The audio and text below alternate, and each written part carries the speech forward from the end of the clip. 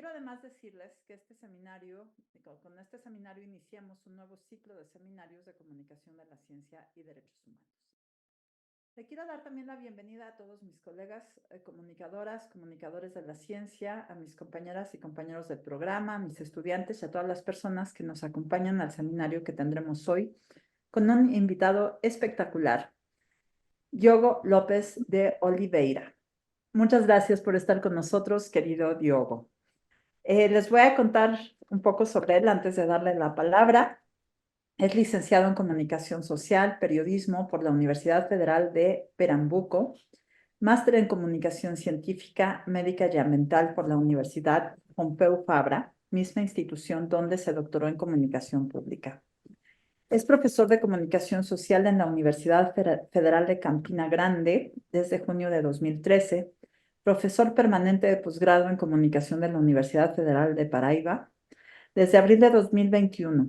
En cargos directivos en sociedades científicas, es secretario regional de Paraíba, lo estoy pronunciando bien, Paraíba, de la Sociedad Brasileña para el Progreso de la Ciencia, desde junio de 2021, y vicepresidente de la Red Brasileña de Periodistas y Comunicadores Científicos, Red Comiciencia, desde febrero de 2023. Entre marzo de 2019 y marzo de 2021 fue profesor visitante en el Departamento de Comunicación de la Universidad de Cornell, en Ítaca, Estados Unidos, donde trabajó con el gran Bruce Lowenstein, uno de los pioneros y referentes de la comunicación de la ciencia a nivel mundial. Ya además, Diogo es papá de una hermosísima niña llamada Lía. Querido Diogo, te doy la bienvenida. Estás en tu casa en el Programa Universitario de Derechos Humanos. Ojalá que en algún momento puedas estar aquí de manera presencial, pero mientras tanto te mando un abrazo a Brasil y te agradezco muchísimo tu presencia y te doy la palabra. Muchísimas gracias. Gabriela, muchas gracias. Muchísimas gracias por la invitación, por las dulces palabras, las gentiles palabras que me has dedicado. Bueno, aquí en Zoom quería dar la bienvenida a Iván, a Rubén, a Karina, a Griselda, a todo el mundo que nos sigue en Facebook. Eh, Gracias, Gabriela, por hacer referencia a mi hija, porque creo que me define bastante como persona y no cambió mis valores, no cambió mi visión del mundo, pero sí, un poco la visión del mundo cambia bastante la paternidad o la maternidad. Por eso traigo la camiseta que en portugués dice pai de menina y en castellano quiere decir papá de una niña. Eh, bueno, Gabriela, quería agradecerte a ti, a Irving, también tu colega. Quiero explicar cómo llegué aquí. Compartimos mesa en el simposio del Public Communication of Science and Technology en Zacatecas del 10 al 12 de abril de este año. O sea, hace poco más de un mes, poco menos de un mes nos encontramos en Zacatecas.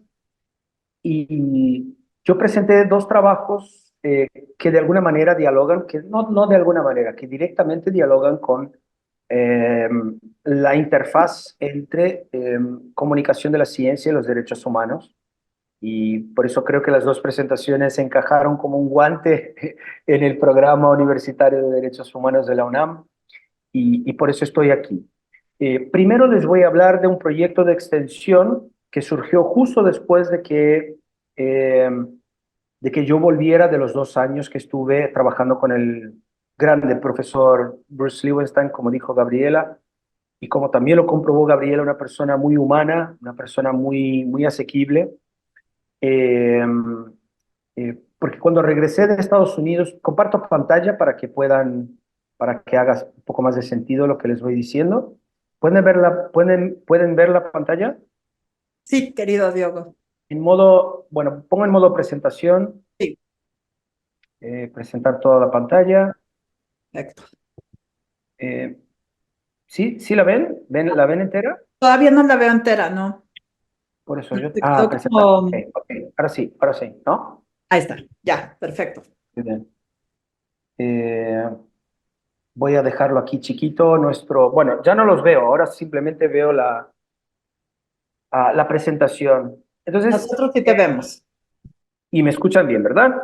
Perfectamente. Entonces, yo cuando regresé de Estados Unidos en el 2021, en el medio de la pandemia, con mi hija, con un poco menos de 6 meses, eh, traté de buscar nuevas ilusiones dentro de la comunicación de la ciencia. Debo decir que ahora les estoy hablando del Museo Espacio Ciencia, que es un museo de territorio ubicado entre las ciudades de Recife y Olinda, en el noreste de Brasil. Y fui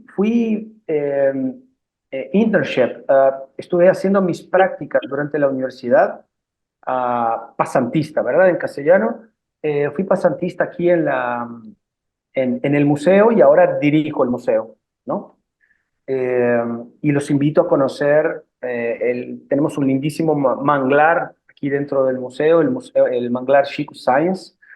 Pero cuando regresé de Estados Unidos quería buscar tener nuevas ilusiones dentro de la comunicación de la ciencia. Y debo decir, tengo 42 años, desde los 21 trabajo, me dedico a la comunicación de la ciencia y debo decir que es siempre bastante, no hay nunca una rutina, ¿no?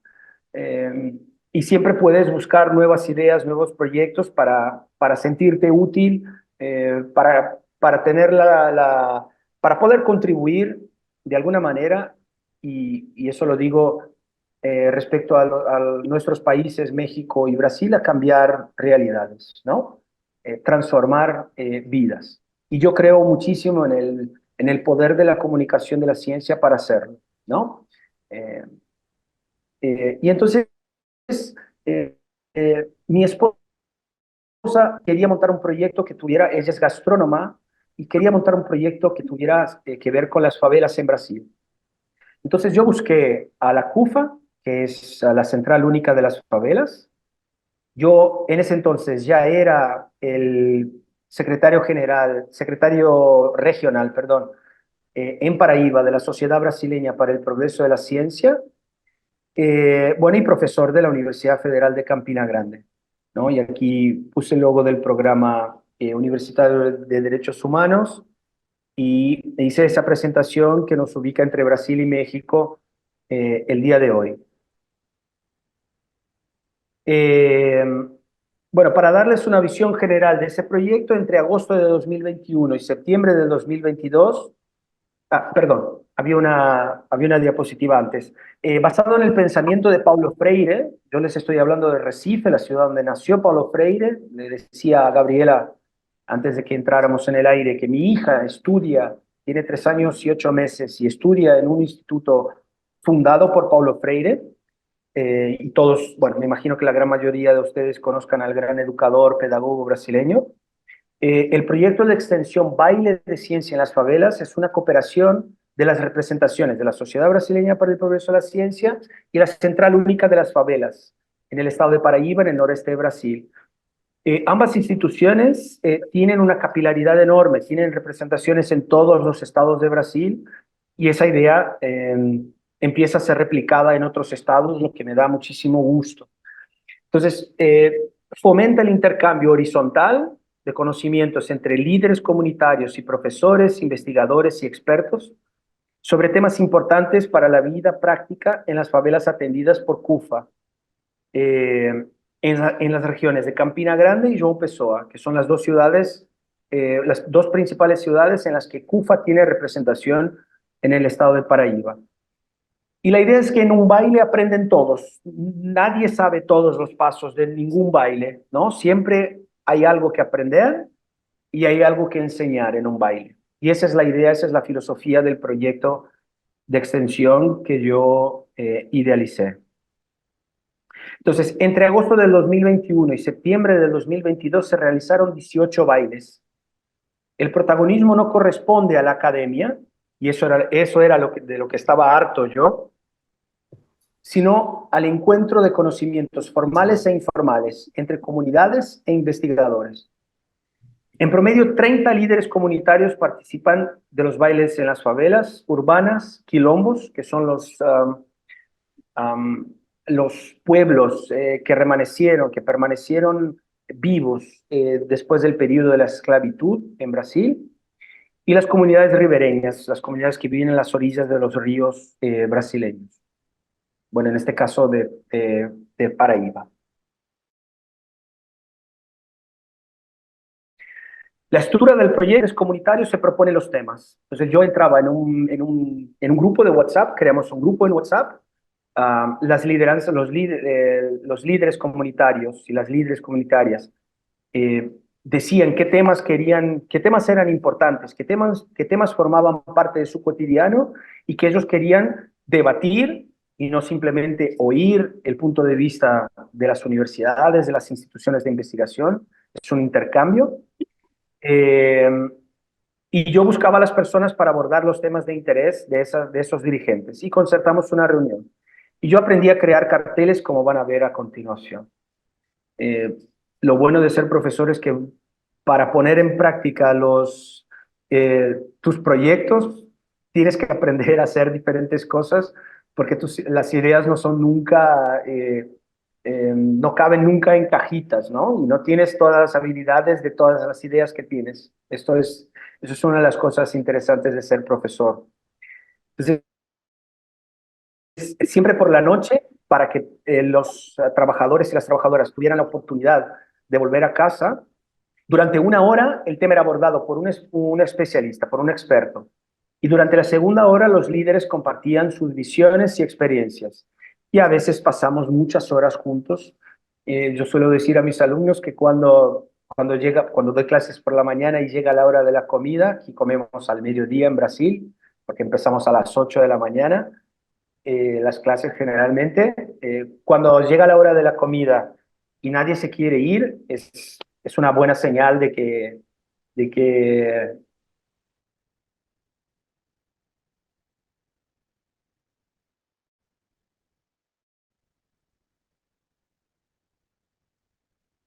hacer. Eh, el primer baile, ellos me pidieron para hablar de fake news, bueno, desinformación, pero la gente sigue conociendo el término por fake news, aunque existe la contradicción, muchos autores dicen, no puede ser, si es noticia, no puede ser fake. Entonces, es una contradicción en sí misma el término fake news, orígenes, tipos y formas de combatirlas, ¿no?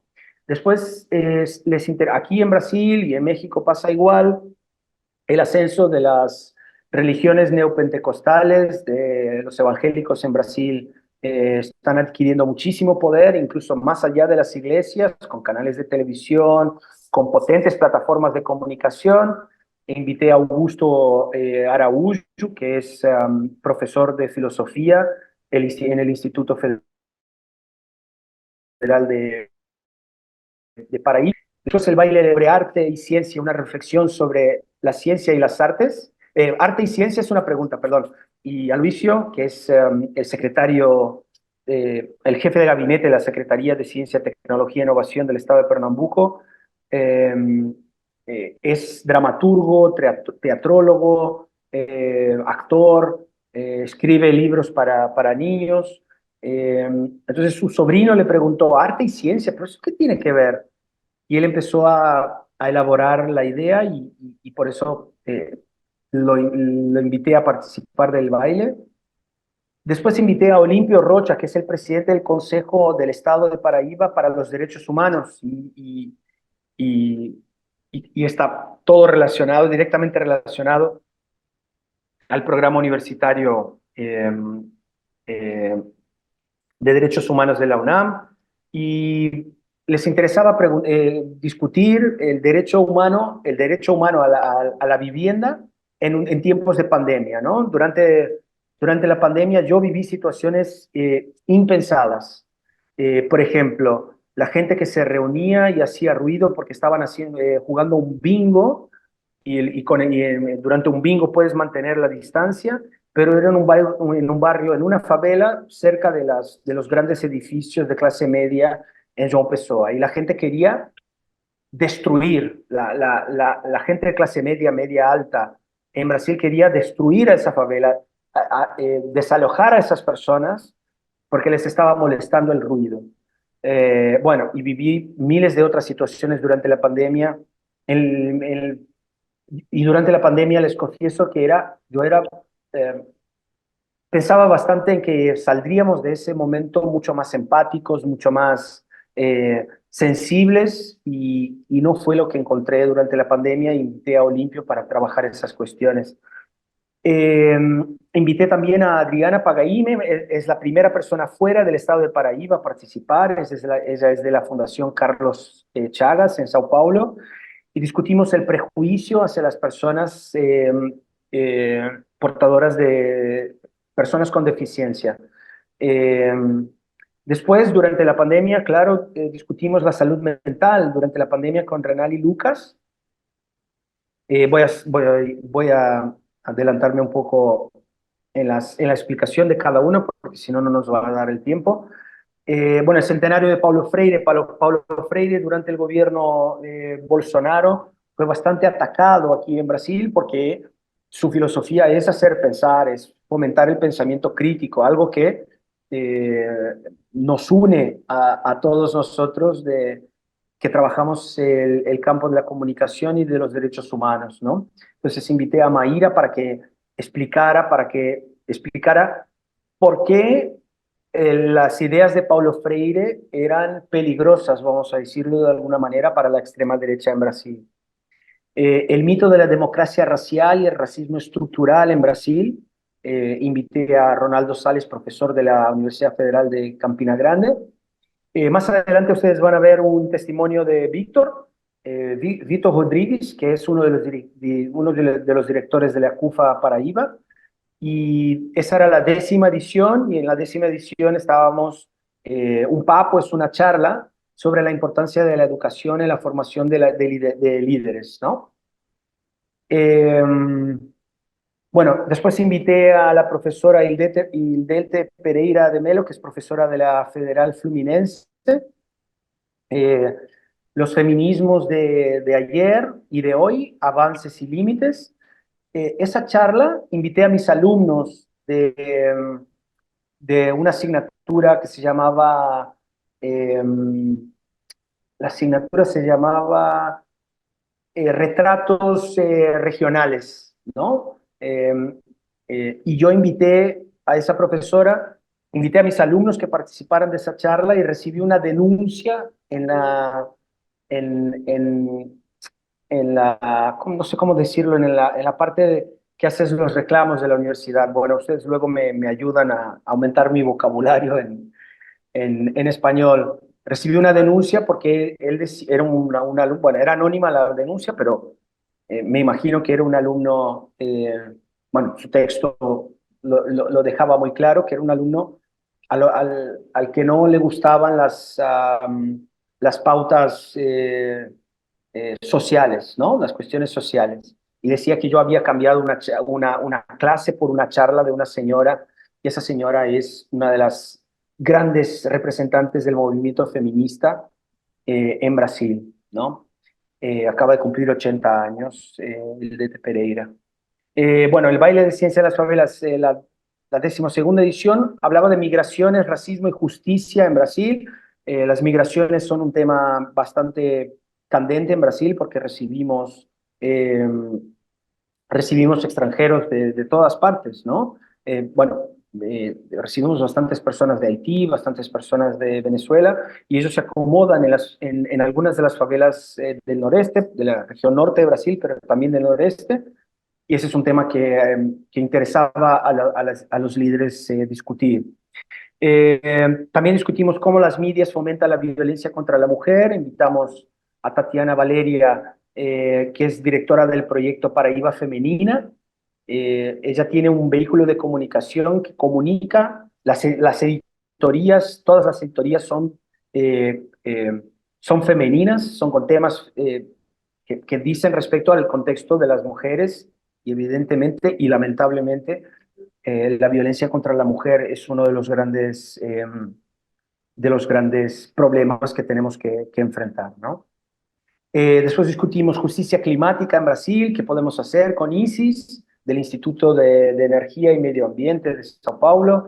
Discutimos el conflicto Rusia-Ucrania con el profesor de Ciencia Política de la UNB, Fernando Horta. una alumna de maestría que estudia el papel de la visibilidad de la mujer gorda en los medios de comunicación en Brasil, trabajó el cuerpo libre y la salud de la mujer gorda, y ella me dijo que su sueño era hablar con personas fuera de la burbuja académica, y cuando alguien me dice que tiene un sueño que cumplir y yo lo puedo realizar, por eso encantado invité a Jayani a dar esa charla en el baile. Ya nos acercamos al final, son las dos últimas. La conciencia de clase en el Brasil actual, con el educador popular y periodista del sindicato de las instituciones federales de Pernambuco, y la importancia de la comunicación comunitaria para la expresión y la ciudadanía y la democracia, con el grupo de comunicación comunitaria. Aquí Luigi, aquí está Milena, y ese es el profesor presidente de la Asociación Latinoamericana de Investigación en Comunicación, Fernando Oliveira Paulino. Bueno, aquí les traigo algunos testimonios. Kaline, presidente, que ahora es la actual presidente de CUFA Nacional, pero era la presidenta de Paraíba, de CUFA Paraíba.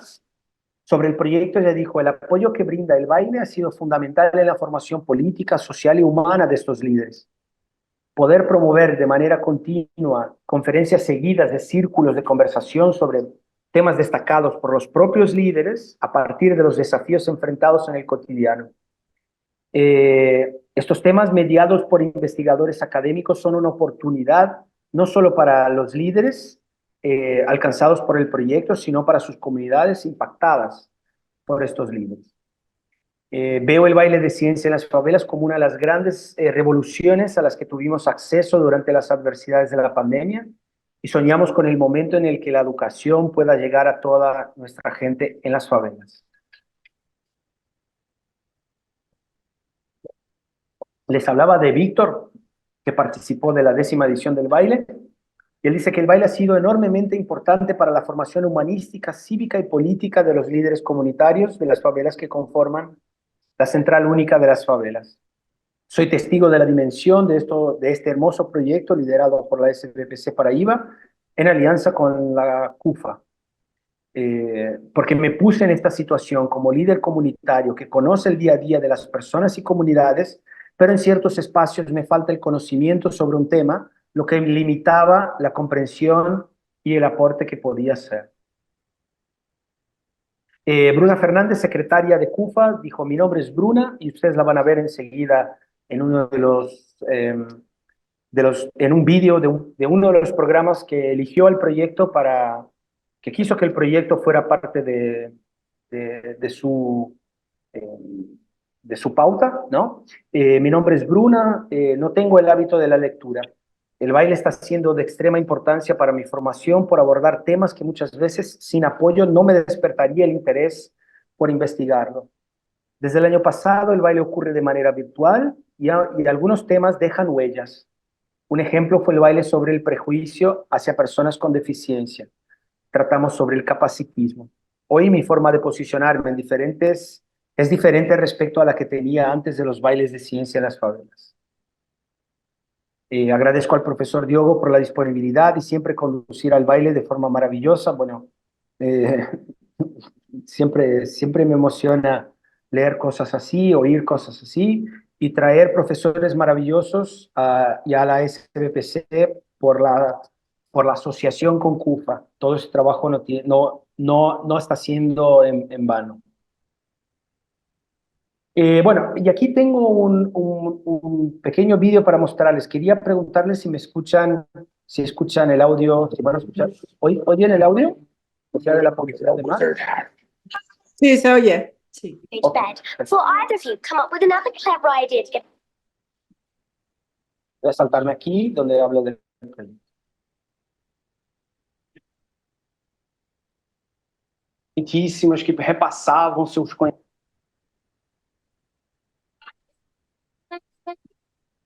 Sempre trabalhei com divulgação científica.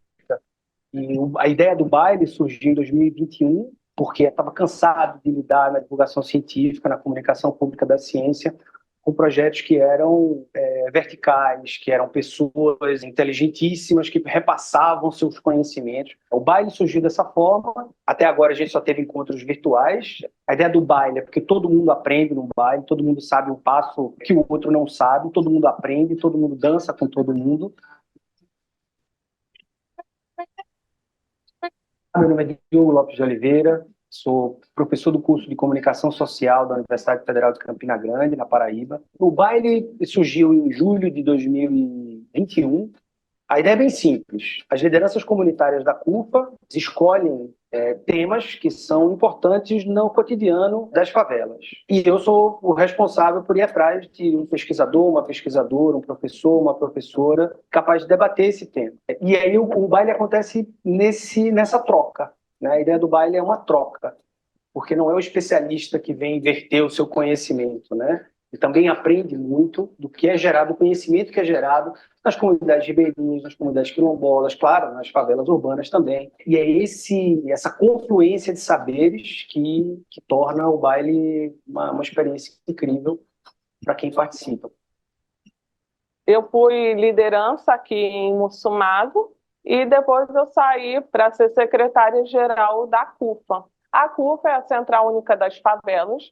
Ela trabalha com empreendedorismo dentro das comunidades e o baile ele também trouxe o encontro das mulheres da CUFA no ano passado. Porque isso o professor Diogo tanto despertou nesse baile presencial que eu comecei a provocar a liderança das mulheres e falei assim, vamos fazer um encontro das mulheres da CUFA.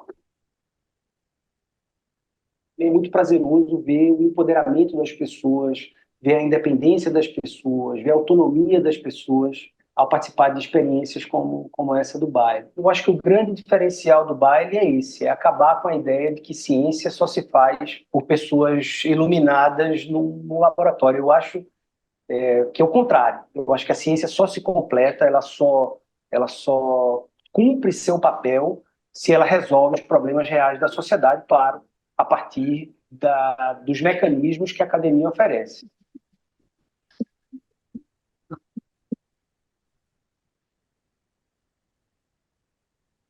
Listo. Vuelvo y paso a... Bueno, esas son algunos programas que se interesaron por el proyecto Baile de Ciencia en las Favelas, ¿no? El Canal Salud de Fiocruz, que es una de las grandes instituciones científicas de Brasil, el Observatorio de la Prensa, el periódico A União, local de João Pessoa, y el Educamídia, que es el canal del canal Futura. Bueno, los desafíos que tenemos en los bailes son aprovechar las representaciones de la SBPC y CUFA para replicar la experiencia en otros estados, asegurar que el proyecto sea permanente y forme parte del calendario de las instituciones periódicamente, incrementar el número de instituciones de investigación dispuestas a formar parte de una red de colaboradores, incorporar temas de ciencias biológicas y exactas. Realmente ellos no nos dijeron que querían entender cómo funcionan los coches eléctricos no, nadie nunca nos pidió temas de otras áreas que no fueran de las ciencias humanas. Bueno, entonces les agradezco por esta primera parte y Gabriela, si te parece, paso a la segunda parte de la presentación. Adelante, si quieres, pasamos a la segunda parte y al final podemos tener Voy bien de tiempo, me oyeron bien. ¿Quieren aprovechar para preguntar algo? No sé si alguien quiere aprovechar el intermedio para hacer alguna pregunta o comentario, o Como si quieran. no, continuamos y al final tenemos una ronda de comentarios. Creo que nadie... Pueden poner también sus preguntas en el Inter, aquí en nuestro chat, de la gente que está en el Zoom y las personas que nos acompañan desde el Facebook, pues también pueden mandarnos sus preguntas por ese medio. Pero si quieres, continuamos. Ahorita todavía no hay preguntas, comentarios, entonces continuamos. Gabriela, ¿voy bien de tiempo? Vas perfectamente. Ok. Sin problema. Ya sabes que además estás en tu casa, si nos pasamos un poco. Muchas gracias. No, verdaderamente me siento así, ¿no? Yo dije eso en México, ustedes pudieron ver por las imágenes del programa anterior. No hay dos países más parecidos que Brasil y México. Entonces, realmente hablando con ustedes me siento en casa. Y así Eh, estás en casa. Gracias. Entonces, organizaciones científicas y ONGs. Un diálogo necesario para sensibilizar a la opinión pública y preservar el medio ambiente en América Latina. Eh, Les cuento, ¿oigo algo? Gabriela, ¿alguien? No. Mario, por favor, puedes checar que no se meta ningún audio. Gracias y todos les pedimos Vale. los micrófonos apagados. Gracias. Ok. Bueno, entonces les voy a comentar este proyecto que desarrolló con el profesor Bruce Lewinstein desde el año 2019. Llevamos 5 años. De hecho, durante el periodo que estuvimos en Zacatecas, cumplimos 6 años de la primera idea de llevar a cabo ese proyecto, ¿no? Y les voy a contar cómo surgió. Bueno, conocimiento de las comunidades tradicionales y conocimiento científico formal. Cómo los activistas utilizan la ciencia moderna para potenciar el discurso medioambiental. Entonces, siglos antes de la ciencia moderna, la humanidad desarrolla muchas formas de comprender la naturaleza, ¿no? Tenemos los saberes tradicionales, que es algo que, que ahora que estoy como secretario de sensibilización y difusión científica aquí en el estado de Pernambuco y estoy del otro lado de la mesa digamos, de negociaciones, porque ahora soy la persona responsable por plantear las convocatorias, plantear la dirección, los rumbos que van a tomar, que va a tomar la divulgación científica en el estado de Pernambuco. Eh, quiero dar el debido valor al conocimiento producido por los pueblos originarios, por las comunidades tradicionales, algo que se relaciona con el proyecto anterior que les comentaba.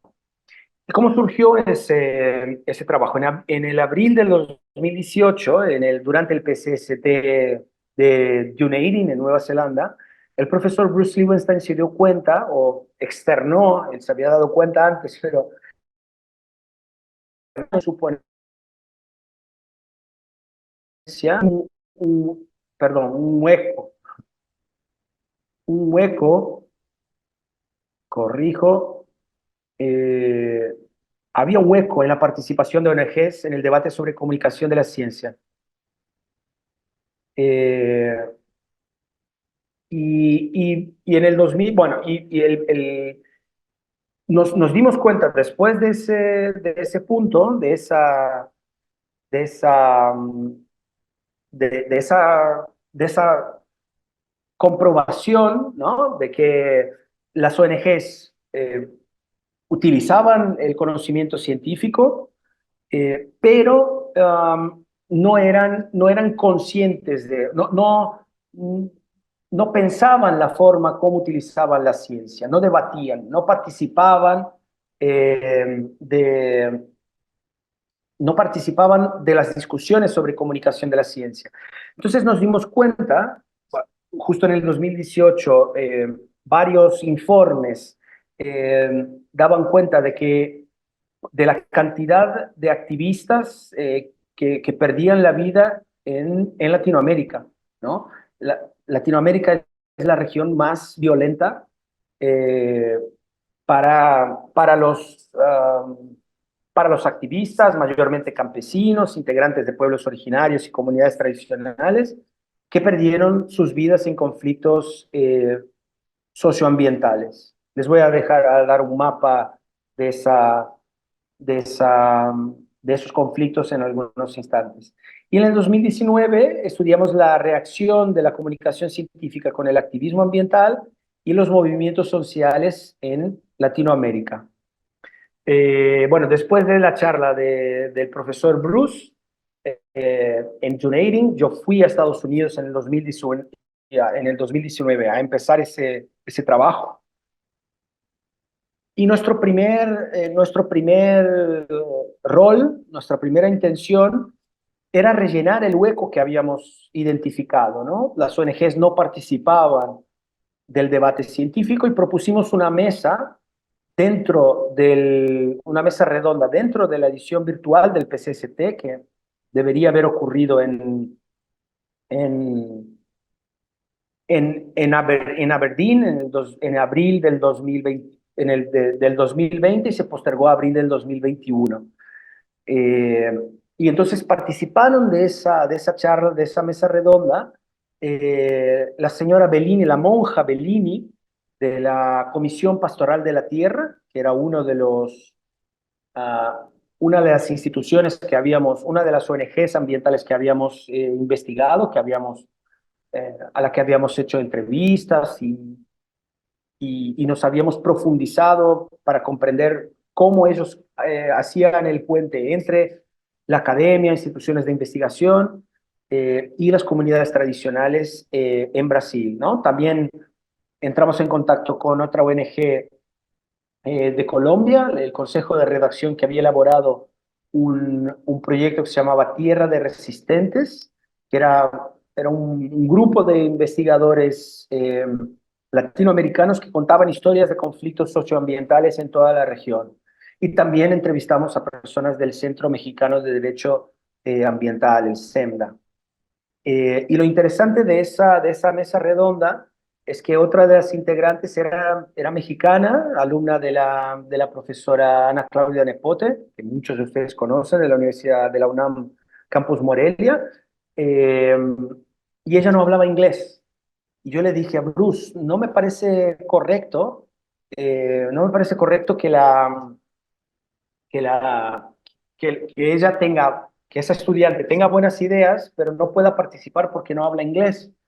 Y él estuvo de acuerdo, ella ensayó bastante su ponencia y durante la charla nosotros hicimos la traducción para que ella pudiera contestar a las preguntas y no dejamos y no perdimos la oportunidad ni de darle la oportunidad ni de darle la vez y la voz a una estudiante. Ella tenía un proyecto lindísimo sobre podcast y sobre los podcasts mexicanos que trabajaban, eh, eh, que su tema principal eran los conflictos socioambientales en México, ¿no?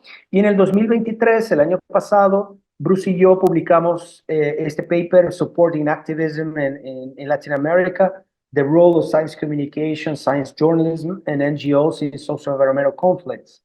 Ahora les paso, en la revista Journalism Studies, una de los referentes en los estudios de periodismo en el mundo, ¿no? Eh, entonces, aquí contamos la historia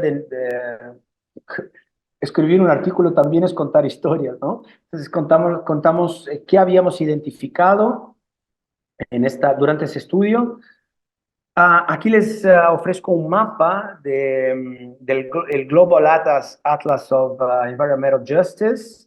Aquí aquí tienen la distribución de los conflictos, por ejemplo, de combustibles fósiles y cuestiones de energía, donde hay conflictos de tierra y biomasa, en florestas, agricultura, conflictos por la conservación de la biodiversidad, el manejo del agua, el turismo que abre grandes resorts y grandes estructuras para el turismo también, y generalmente pasan por por tierras que históricamente pertenecen a los pueblos originarios o comunidades tradicionales.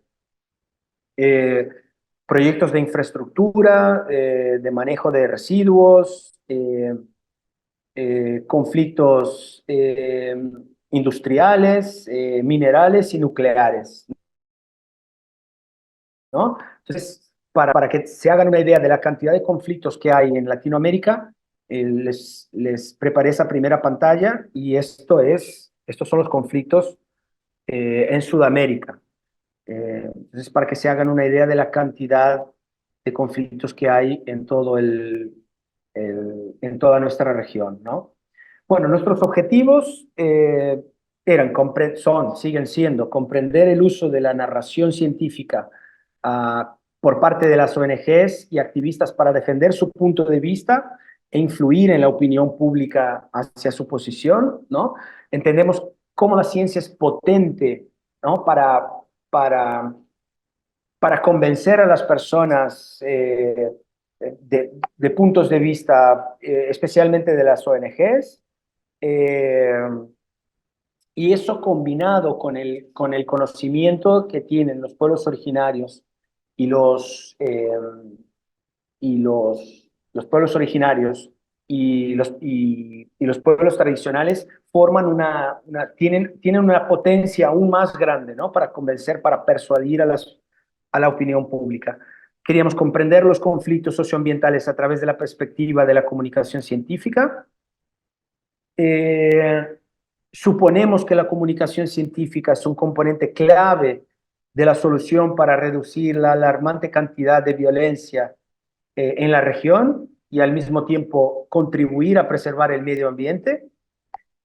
Además, las ONG son responsables por fomentar este debate entre las comunidades tradicionales y la opinión pública, en buena medida, ¿no?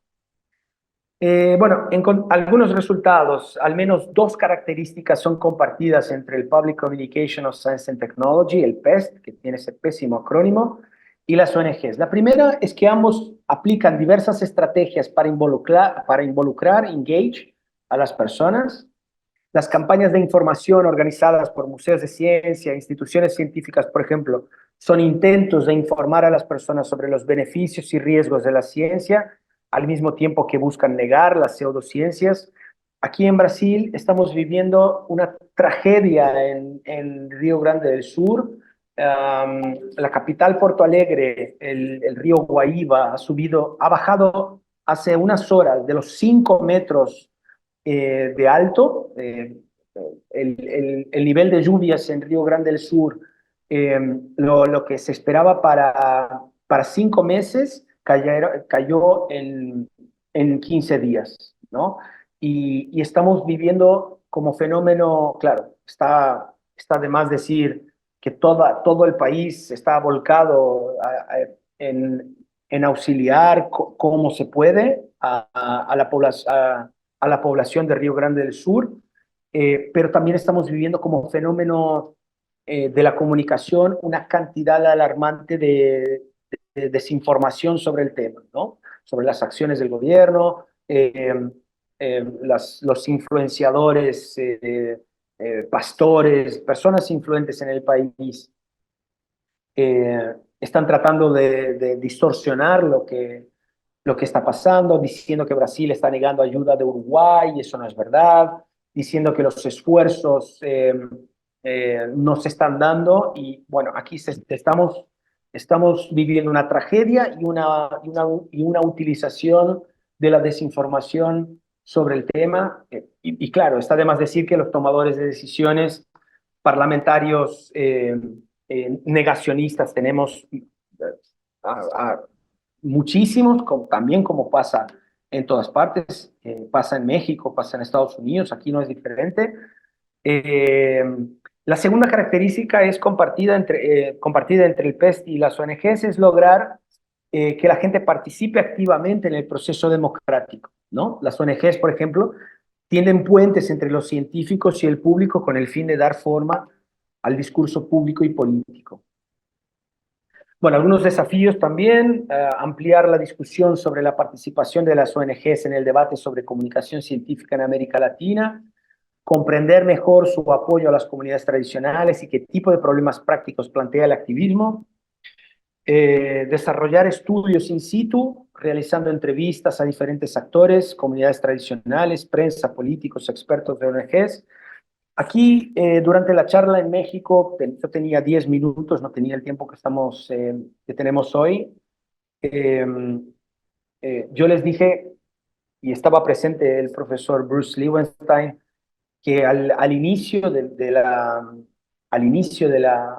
nuestro proyecto yo tenía esa idea, desarrollar estudios in situ, y me acuerdo que Bruce decía, no, yo no me animo, no creo que vaya a la Amazonía, y yo como en el transcurso de esa investigación, Yo cambié, como dije al inicio, cambié mi vida, cambié buena parte de mi visión de mundo, repasé mil posturas y mil experiencias en mi vida después de ser padre. Una de ellas es que ahora tengo bastante miedo de poder desarrollar esas acciones in situ y ustedes lo van a comprender mejor al final de esa presentación, las razones por las que tengo miedo de, de hacer ese estudio en profundidad en los lugares donde ocurren los conflictos socioambientales, ¿no? Bueno, otro desafío es conectar diferentes ONGs y comunidades tradicionales de América Latina para compartir experiencias en comunicación científica. Y la razón por la que hoy tengo bastante miedo, en parte, es por la tragedia que sucedió en Brasil. Se van a cumplir 2 años de esa tragedia el próximo día 5 de junio. Este señor que ven en la foto es Bruno da Cunha Araújo Pereira. Aquí le decimos Bruno Pereira. Y era un indigenista brasileño, servidor de la Fundación Nacional del Indio, la FUNAI. Era considerado uno de los mayores expertos en indígenas aislados del país y fue asesinado junto al periodista británico Don Phillips en junio del 2022 por denunciar el crimen organizado, por denunciar los carteles, por denunciar la industria minera, por denunciar el tráfico de drogas en la región, ¿no? Y aquí pueden ver, Bruno nació en Recife, la ciudad en donde estoy, desde donde les estoy hablando. Tenía 2 hermanos, era el hijo de una pareja de paraibanos y eso también a nosotros nos une porque eh, mis papás son de Paraíba y el proyecto que les comentaba anteriormente, el baile de ciencia de las favelas, tenía lugar en Paraíba y se vino a vivir en la capital pernambucana como yo. Fui alumno del Colegio Contacto y aquí dice que Bruno empezó a estudiar periodismo, la misma carrera que yo, en la misma universidad que yo, en el 2000, pero abandonó el curso en el 2003, el año en que yo empecé a trabajar aquí en el espacio ciencia, como les dije, como pasantistas. Entonces, en la próxima les voy a mostrar un vídeo de 4 minutos eh, bueno, con él voy a terminar la presentación y estoy abierto al debate. Esperen, voy a pasar el vídeo, este vídeo.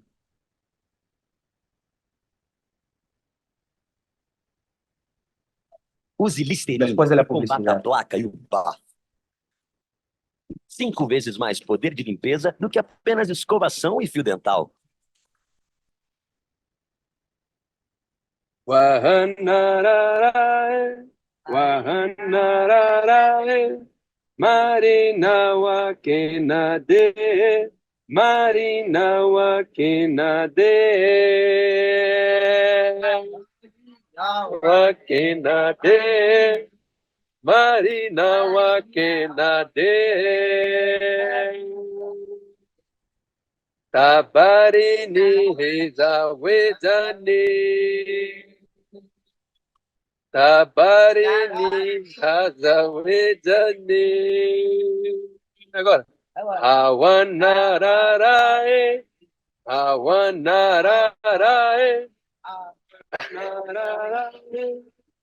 Wahanararae. Marinawa Kenade. Marinawa Kenade. Wahanararae.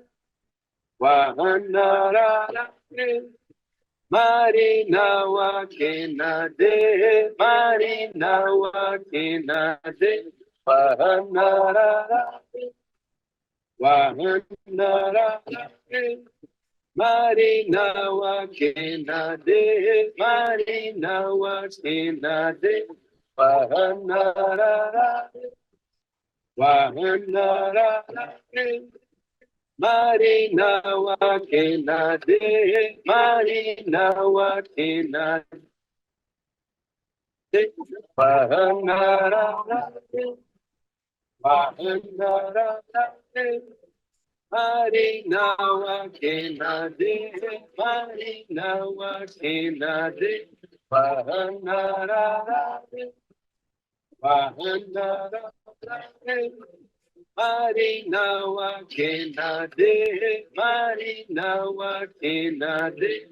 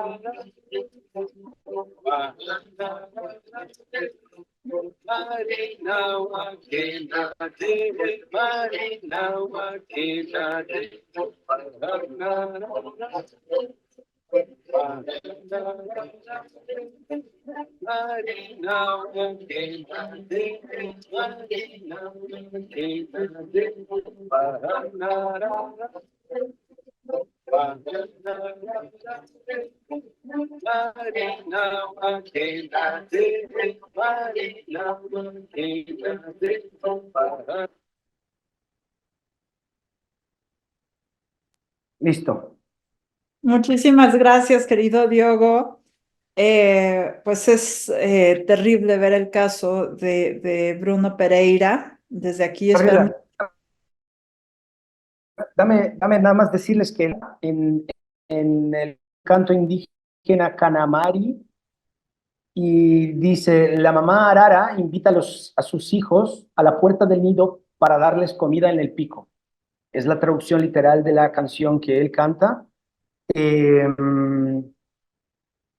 A mí, pasados 2 años de esa tragedia, todavía me cuesta hablar del tema, todavía me cuesta, porque lo conocí en la universidad, eh, porque conocía su trabajo, porque sabía del rol que cumplía, porque me inspiraba cuando fui a trabajar con Bruce y, y bueno, y él ya no está aquí y él no va. Yo participé de una charla, Gabriela, di una charla en medio de una protesta en Brasilia justo después de la muerte de Don Phillips y Bruno Pereira, y me acuerdo que una colega suya dijo, a mí lo que más me duele es que yo soy hija de indigenistas y yo escuché todas las historias bonitas que mis papás tenían para contarme, y Bruno no va a tener la oportunidad de contarlas a sus hijos, y eso me une. Pero bueno, estoy listo para el debate. Pues muchísimas gracias. De verdad es una pena terrible que sucedan cosas así con gente comprometida, buena. Que este espacio sirva también como un homenaje a su trabajo y desde luego en el Programa Universitario de Derechos Humanos condenamos siempre cualquier tipo de violencia hacia personas defensoras de los derechos humanos, especialmente personas que están preocupadas por la defensa del medio ambiente y de los grupos indígenas que están entre las poblaciones vulneradas y vulnerables. Entonces, pues es una pena y una tristeza que sucedan cosas como esta. Y bueno, yo quería empezar las participaciones, si les parece bien, y mientras tanto esperamos sus preguntas, sus comentarios, etcétera.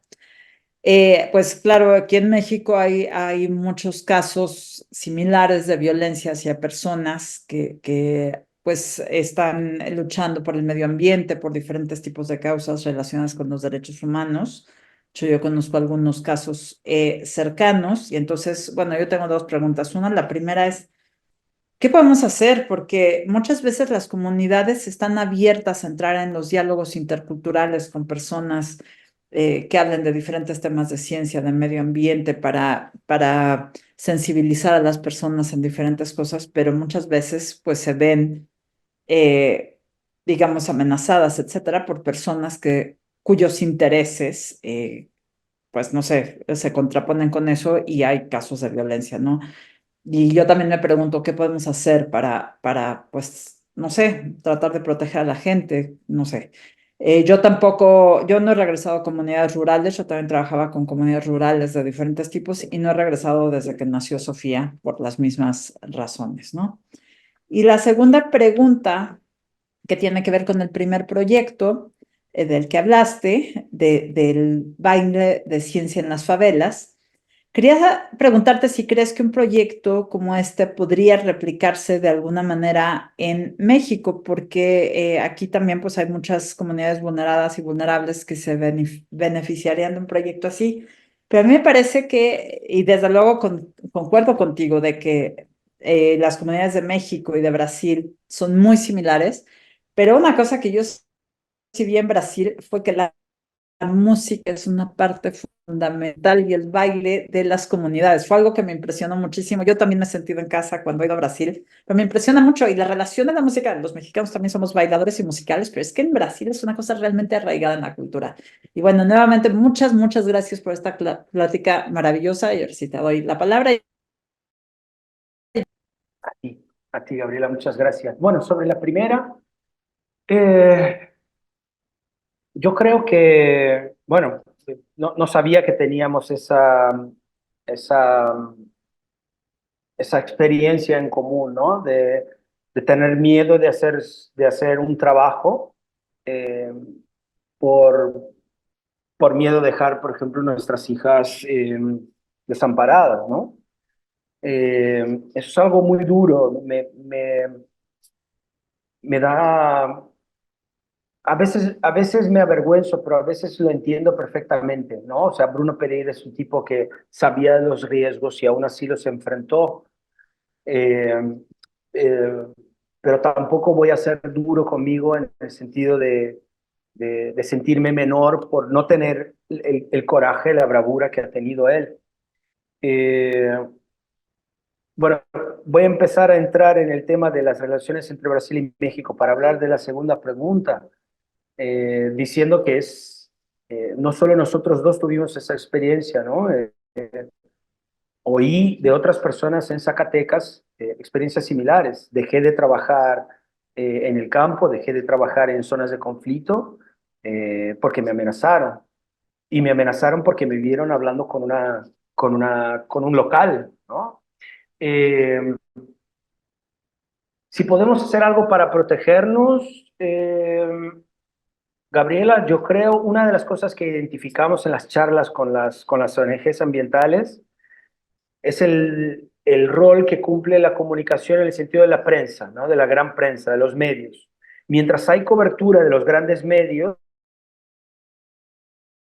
no hay violencia, ¿no? Pero esa cobertura no dura por siempre. Y claro, no se puede depender. eh, eh, la prensa es el cuarto poder, pero los tres otros poderes tienen que resolver estos temas, ¿no?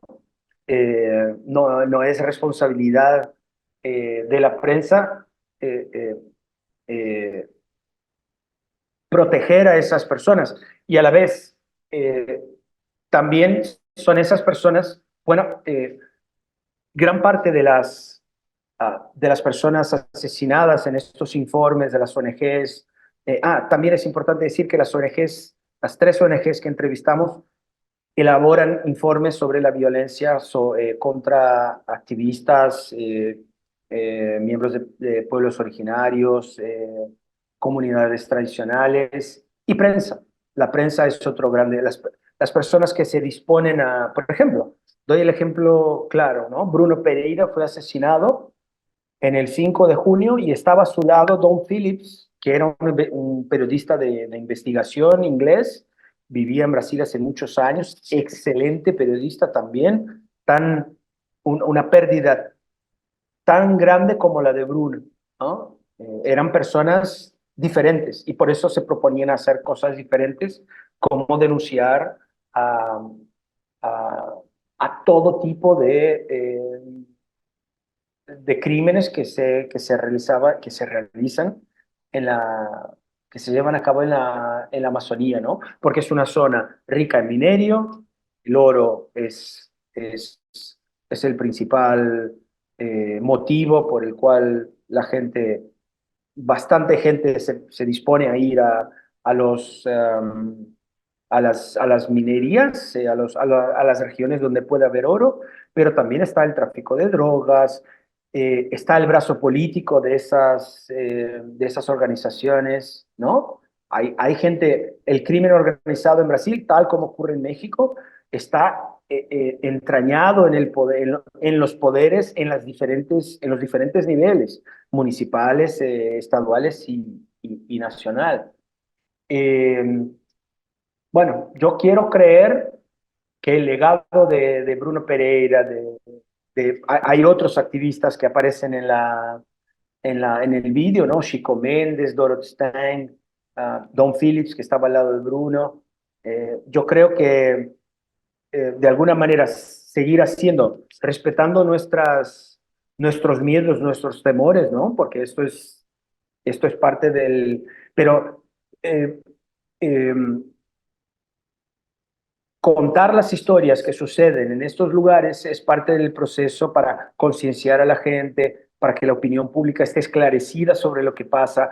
En Brasil no se tiene conciencia, no tengo datos científicos para comprobar lo que estoy diciendo, pero estoy seguro que la mayor parte de Brasil, bueno, tengo la hipótesis, eh, que la mayor parte de la población brasileña no se hace una idea del, de lo violento que es el país en las zonas que no, lejos de los grandes centros urbanos, que es lo que más llama la atención de la gente, ¿no? Lo que sucede en el medio de la selva, igual no, está muy lejos, no tiene nada que ver conmigo, ¿no? Y estoy hablando de un país también muy parecido a México en el sentido, la concentración de renta es muy alta, las desigualdades. Brasil y México son iguales en lo bueno y en lo malo, ¿no? Eh, Gabriela, y para hablar de la segunda pregunta, yo estoy ahora como director de sensibilización y difusión científica en la Secretaría de Ciencia, Tecnología e Innovación. Antes la dirección en la que trabajo se llamaba de Ciencia y Apoyo a la Investigación. Eh, eh, yo creo que antes de aprender cualquier cosa, y bueno, les comentaba que mi hija tiene la edad no de empezar a leer, pero tiene edad de empezar a sensibilizarse para aprender, por ejemplo, a leer, ¿no? Entonces jugamos con las letras. Ella hoy en la mañana pudo leer Pi, porque ella ya conoce la P, la A y la I, también porque la I y la A están en su nombre. Eh, y entonces sensibilización, pienso en la sensibilización en ese sentido, ¿no? Y claro, el componente de las artes es fundamental para sensibilizar a la gente, ¿no? Yo el lunes o el martes, hablaba con la persona que está organizando la semana de Ciencia, Tecnología e Innovación en el semiárido de Pernambuco, ¿no? En el countryside, en el interior de la, del estado, ¿no? Estamos en la costa, Recife está ubicada en la costa, es la ciudad más grande, la región metropolitana tiene más de 2 millones de habitantes, pero hablaba con él por ejemplo, de cómo hay una profesora que trabaja los bailes típicos que relaciona los bailes típicos de su ciudad, de Arco Verde, con la matemática, por ejemplo. Y yo estoy interesado ahora que tengo la posibilidad de pensar esas convocatorias. Por ejemplo, me encantaría lanzar una convocatoria pensando en cómo el arte puede sensibilizar a las personas hacia la ciencia, ¿no? Eh, y creo que es esto, bueno, a partir de los testimonios, a partir eh, de, de los testimonios de las personas que trabajan en un proyecto, que forman parte de un proyecto como el baile de ciencia en las favelas, yo creo, bueno, está dicho, ¿no? El cambio, Bruna dice, yo no tengo lectura, eh, no tengo el hábito de leer, pero a partir de las discusiones sobre el baile, eso cambió. Yo, bueno, ustedes vieron en el vídeo, ya creó o sea, un spin-off del baile de ciencia de las favelas, fue el proyecto para unir a las mujeres, ¿no? Eh, entonces, yo creo que proyectos como el baile de ciencia en las favelas tienen esa capacidad de sensibilizar, de inspirar a las personas a cambiar sus hábitos, a informarse, a crear el hábito de construir, ver el mundo a través de los lentes de la ciencia. Y creo que es eso lo que más me motiva, lo que más me emociona cuando pienso en los trabajos que estoy realizando. Eh, Eso es lo que me... Claro, también eres profesora, Gabriela, y sabes el valor que tiene el reconocimiento de un alumno. eh, claro, en definitiva es para eso lo que... O sea, yo elegí ser profesor hace mucho tiempo. Y las razones son esas, son porque siempre me ha gustado lidiar con las personas, eh, siempre me ha gustado eh, compartir conocimiento, aprender, siempre fui muy curioso, pero creo que fui muy curioso en muchas áreas, por eso me volví periodista de ciencia. No enfoqué en una, nada más. Y tener la posibilidad de aprender cada día, ¿no? Eso lo comentaba antes de la charla. Esta misma mañana en una reunión con representantes del Instituto Federal de Pernambuco que quieren dialogar con el museo, que quieren crear una exposición y estamos pensando en eso con nuestro núcleo de museología aquí en el museo. Les decía que lo bueno de trabajar en comunicación de la ciencia es que un día nunca es igual al otro, no hay rutina, ¿no? No hay un día igual al otro, es diferente de cualquier otra profesión, ¿no?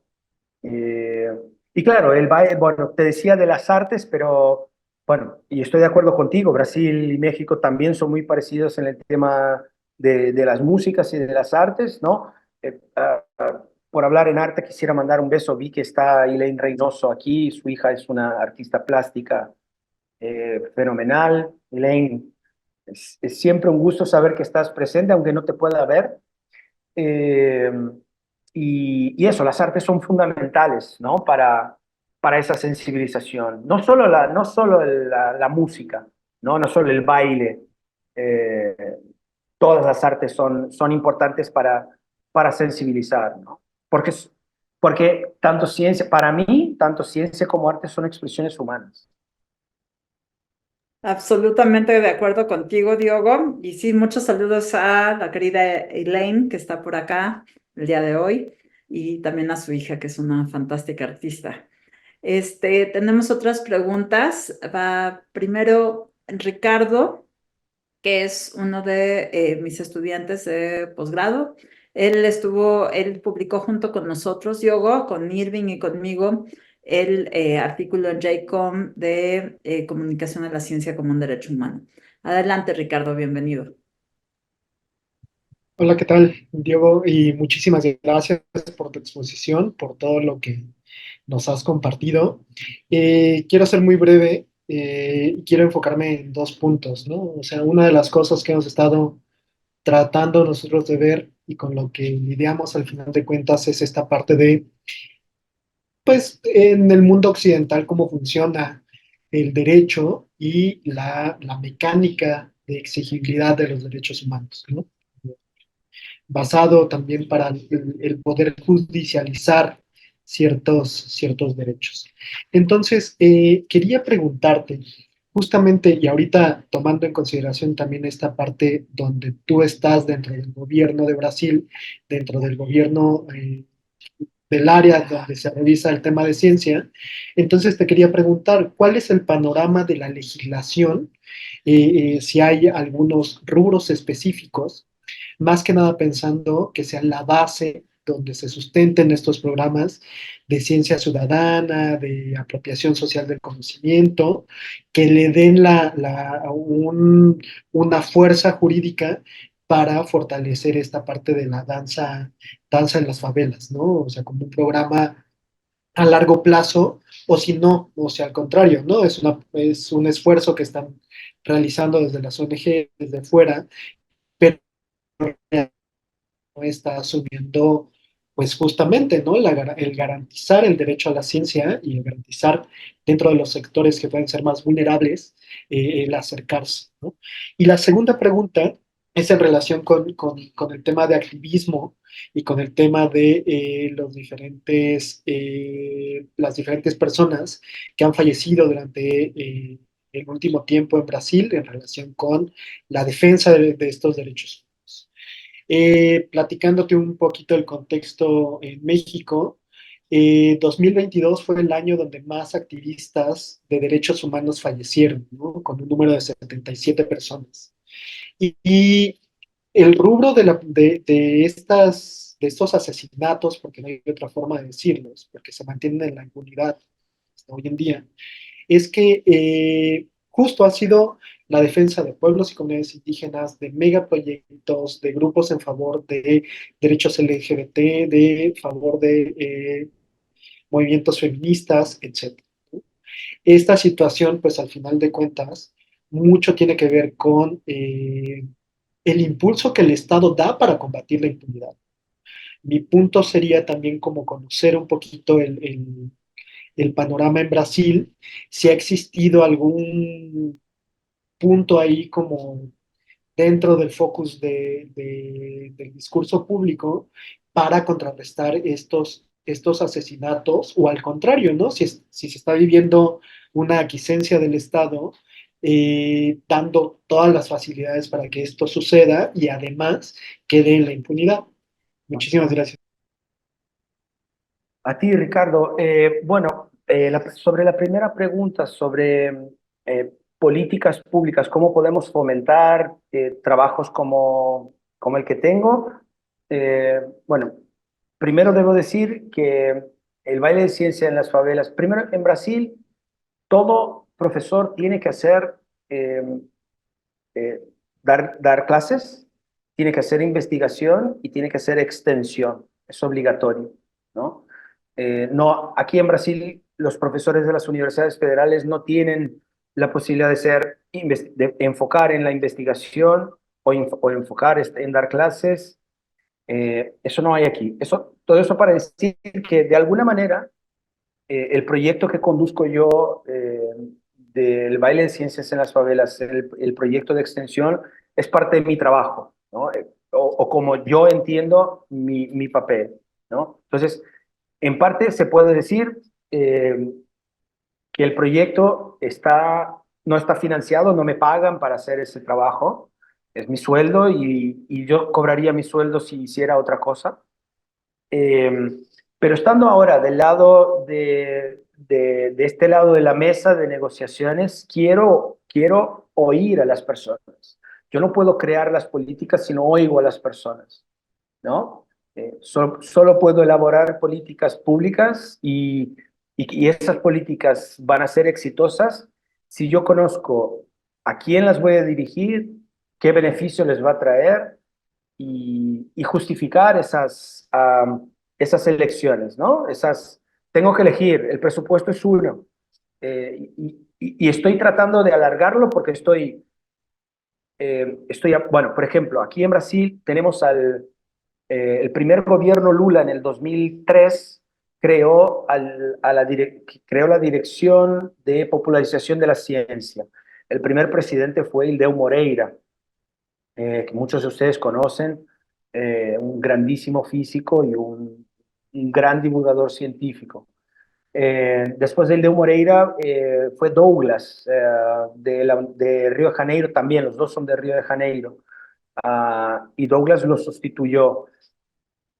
Pero pasamos por momentos, tuvimos un hiato, tuvimos un cese de esas políticas, esa dirección dejó de existir y fue reinaugurada ahora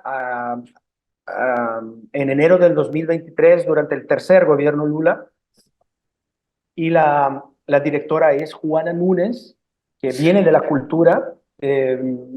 Gabriela pudo conocerla en Zacatecas y, y bueno, por ejemplo, aquí instituimos en Brasil el programa Pop Ciencia. Entonces, hay un decreto y te puedo pasar. Aquí está Mara también, acaba de aparecer Mara. Mara, un beso enorme. Mara es una investigadora mexicana de Zacatecas y también escribimos un artículo juntos, Gabriela. También es mamá, también como tú, y Mónica es preciosa. Un besazo, Mara.